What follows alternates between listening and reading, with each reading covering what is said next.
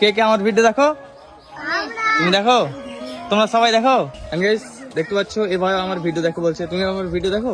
হ্যাঁ দাদা অবশ্যই। Good morning everyone, welcome to my new blog. তো ভাই দেখতে পাচ্ছ এখন কিন্তু করতে পারছে 9:33 হয়ে গেছে। 9:33 বাজছে, তোমার আমার ফেরি করার ভ্যানটাকে নিয়ে বের হচ্ছি। গাড়িতে সমস্ত জিনিস সাজানো আছে। তো যাই হোক, এখন কিন্তু আমি ফেরি করতে করতে ফাইনালি চলে আসলাম কৃষ্ণসাল। এটা কৃষ্ণসাল তো? এটা কোন জায়গা? স্টেশন। হ্যাঁ কৃষ্ণসাল।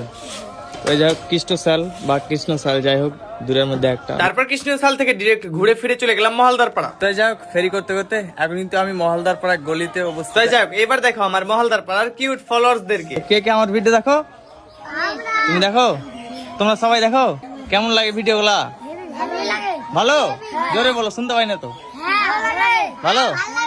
তাই যাক, বুঝতেই পারছো বলছে নাকি ভালো লাগে। অ্যাকচুয়ালি এরা আমার ভিডিও দেখে, অনেকদিন ধরেই দেখে, এই জন্য সুন্দরভাবে হাত মিলালাম। এন্ড গাইস দেখো, দেখতে পাচ্ছ এভাবে আমার ভিডিও দেখো বলছে, তুমি আমার ভিডিও দেখো? হ্যাঁ দাদা অবশ্যই। কতদিন ধরে ভিডিও দেখো আমার?